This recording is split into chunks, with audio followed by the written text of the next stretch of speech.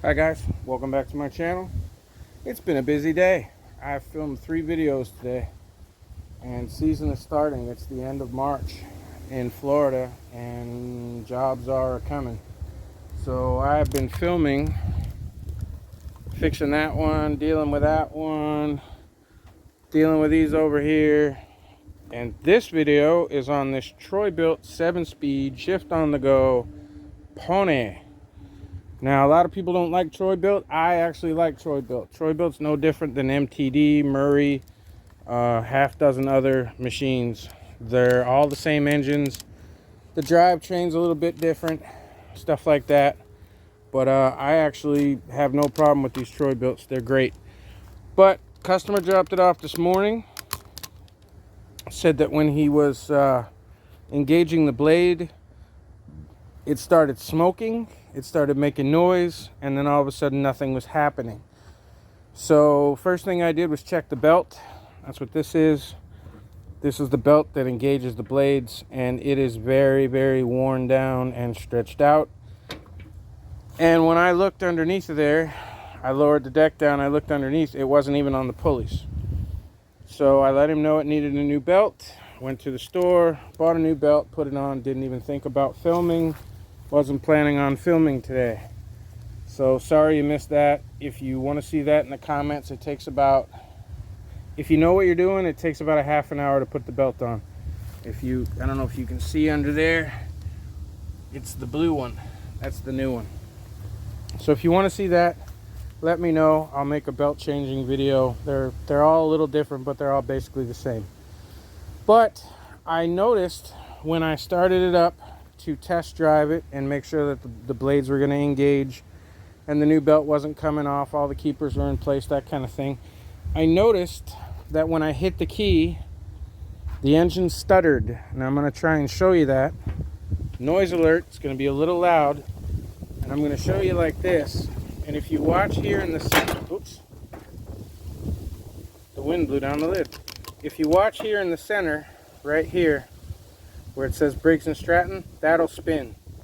And I want you to see what's going on. I have my foot pressing down on the brake. Watch what happens when I hit the key. Okay, that time it worked. Hang on.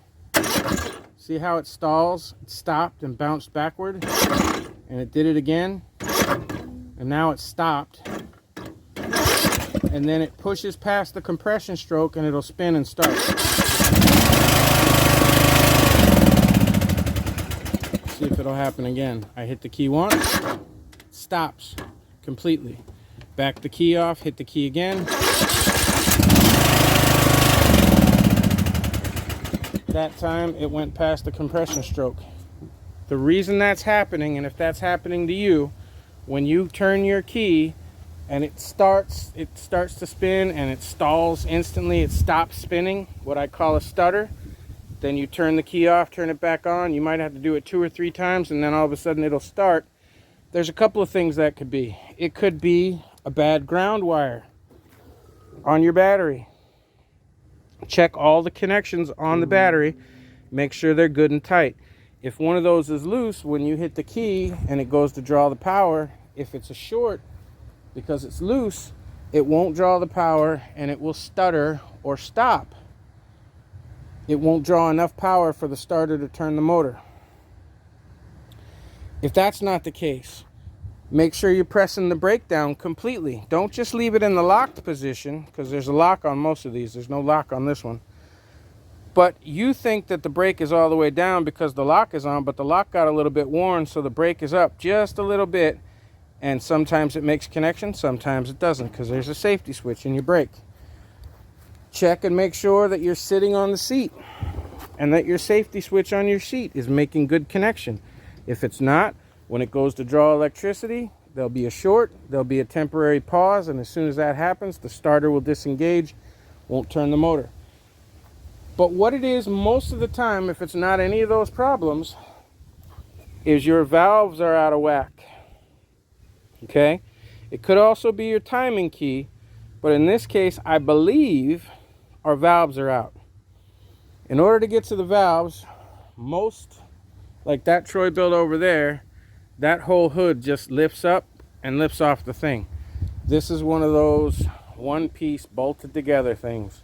So I'm going to take this apart real quick off camera. There's 4 bolts. There's one here, one there, one down there, and one on this side. And the whole front of this will come off so I can get to that valve cover. See you in a minute. Okay, in this case, 2 of the bolts were broken. Well, the bolts weren't broken, but the plastic that they were bolted into was broken. I got the rest of the bolts out. And this should just lift off for you. There's a plug for the lights. You can unplug that.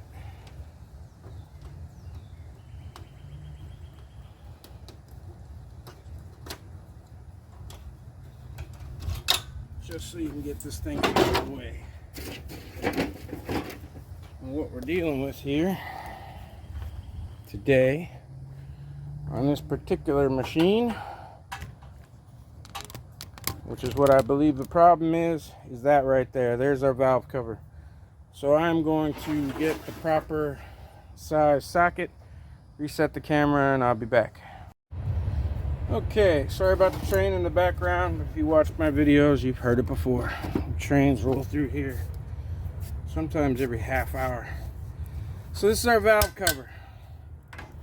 Basically all this does is allow oil to splash from the inside of the motor across the rocker arms to keep them cool, and it keeps the oil from leaking out of the engine. So there's 4 bolts, 1, 2, 3, 4. Simply take those out. There may be some oil that spills out of here. That's all right. It'll get on the muffler, and when you run the motor, it'll burn it off as soon as it gets hot. So you take out these 4 bolts. Now in this case, this cover is already loose, and there's not really any oil in there, which is never a good sign. So we have to check the oil level on this when we're finished. There's a gasket that goes around it. In this case, the gasket still looks good. If it doesn't, clean it up, get some Permatex. There's a little bit of gunk there, a little bit of hard stuff, maybe some metal shavings, but it doesn't seem too bad. But there's no oil dripping out, and we just had it running, so there should have been oil up here. But in the meantime, that's not what we're here for.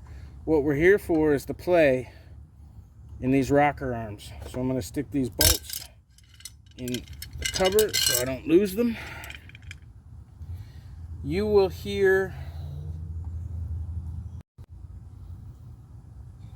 and see many different people on YouTube do this, and they will throw around things that confuse you, like the words top dead center. They will have various ways of doing things, and if you watch my channel, you know that I cut things down to the lowest common denominator, the least amount of work to check the most amount of things possible. So you'll see people pull out the spark plug and try to see where the piston is and find out top dead center, which just means the piston's up as far as it can possibly go before it starts going down. You'll see all kinds of stuff.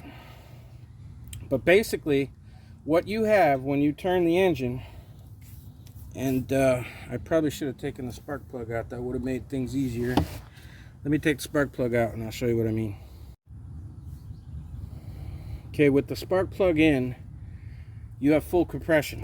The engine is closed off. You have normal compression issues. By taking the spark plug out, you're giving the engine a vent, a place for the air to go so it can escape. And the reason that that's important, and this thing is running very rich or very lean, that's why it's white. It's not getting enough gas. But the reason you take the spark plug out is because then normally you can just turn the engine. There's no compression, so you can just turn it. It's hard to do with one hand while you're holding the camera. The reason we need to turn it is because we need these to move. And when you're checking the valves, top dead center, anything else anybody tells you, you can go to all that trouble if you want to. But what you're really looking for is one of these to be loose and one of these to be tight. So as I turn the motor, you'll see, let me get up where I can reach it. See how the top one's gone in? Now it's coming back out, and when it does, the bottom one goes in, and then it comes out. And now I keep turning and nothing happens for a minute until the top one goes back in again. This is the compression stroke. So when the top one is all the way in, there is zero pressure on the bottom one, none whatsoever. And that's when you want to check your distance. What you're checking for is the distance between the arm and your push rod. And on the intake, they recommend between 5 and 7 thousandths. And on the exhaust, between 6 and 8 thousandths. I set everything at 5. If you don't know which is which, the intake is usually a silver push rod, and the exhaust is usually a steel push rod. It has to be harder because of all the heat that goes through it. So in this case, this feels tight actually. I'm going to find my 5 thousandths, and I am just going to real quick check the distance here, and that slides in there very easily. So let's go with the next one. 6 thousandths, not too bad. 7 thousandths goes in there pretty easy. This is 8. 8 goes in there pretty easy. 9 doesn't want, 9 is going in. See if we can get 10. 10 goes in. 11 doesn't want to go in. So we are double what we're supposed to be. So what I'm going to do is I'm going to set that to 5 thousandths. Now, this is not rocket science. These tolerances change as this thing goes in and out 3,000 times a minute. For the life of this thing, things get loose, things get worn, okay? So it's double what it's supposed to be. So all I'm gonna do is get the tools. I'm gonna loosen that up. I'm gonna tighten that back down to 5 thousandths to where it just fits in there and stays on its own without falling out. And then we're gonna turn the engine and check the top one and see where that's at too. So to set your valves, you have a lock nut on the outside and a star drive in the center. That's what this is for. So I'm going to loosen this up counterclockwise. Just going to loosen it. I'll leave that on there after I loosen it. Okay, and then I want to make sure that my star drive nut moves the way I want it. You'll tighten the star drive until you get this set where you want it, and then you'll tighten your lock nut back up and it'll stay where you want it to stay. So first, we're going to turn the whole thing in until we start dragging on this 500, and that means I got to back the star nut out a little bit.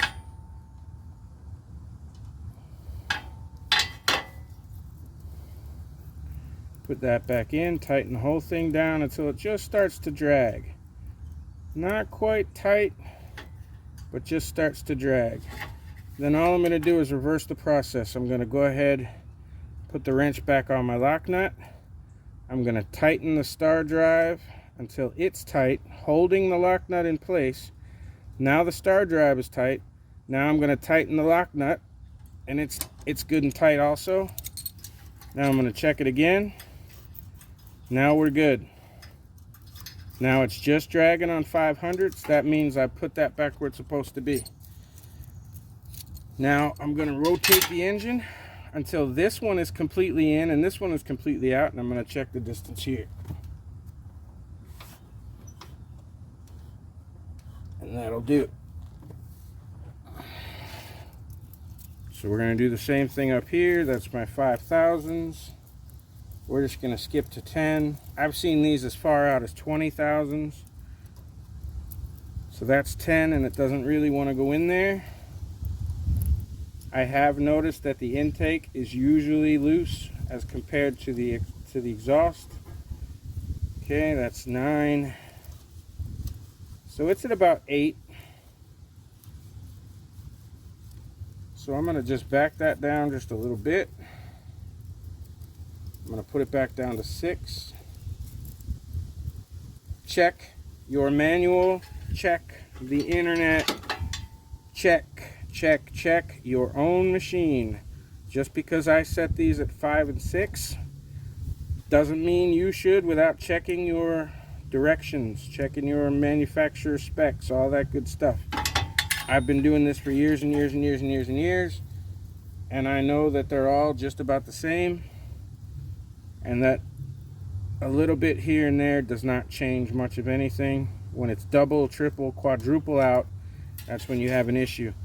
Now, doing this is scaring me just a little bit, only because if these weren't way out of whack, then this might not be what's causing that compression bind up when you hit the key. And if that's the case, it might mean that the compression valve inside the engine is failing, and that's the issue. Okay, now I'm going to turn this again by hand. Just going to rotate it a couple times.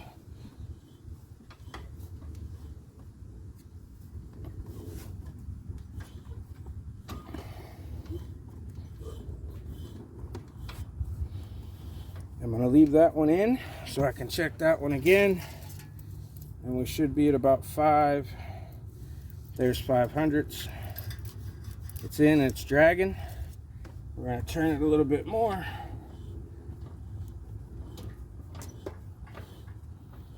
And we're going to check the top one. And it's at 6/1000ths and it's dragging. I can put my spark plug back in.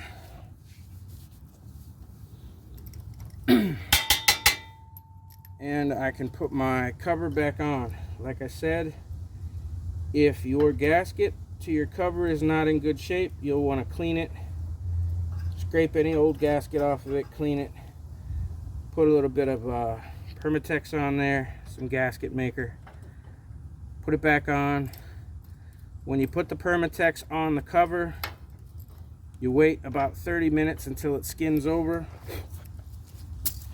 before you put it on the machine, and then you put it on only finger tight and leave it for about an hour so that it kind of hardens a little bit before you bother to tighten it up. After an hour, crank it down to its torque specs. I never use a torque wrench on a stinking lawnmower, and I've been doing this for a long time, but that's my discretion. Then tighten it down, give it 24 hours to dry before you run it. All it does is keep oil from splashing out of there. If you bend this cover, if it's stuck on there, if somebody else used Permatex before you and it's stuck and you get in there with a screwdriver and start prying on it, you can bend this, and if you do, you'll never fix it. You'll be buying a new one, and you can't buy them used. You have to buy them like off eBay from somebody that strips parts off. So be gentle. Don't bend that cover. Now, like I said, those valves were off, but they weren't off by that much. So we may have another problem. Why that thing is stuttering when you hit the key. It could be the compression relief valve that's inside on the camshaft. It's none of the connections that I could find. So we'll see here in a minute. Sometimes if it's just out a little bit, it can do it. We'll find out. But I'm guessing that wasn't our problem. So that's back on. Spark plug's back on. Spark plug boot's back on. I'll put that on the cover, the shroud, the hood afterwards. Let's just see if that took care of the problem. I doubt it, but this is how we find out. Nope, still sitting on that compression stroke.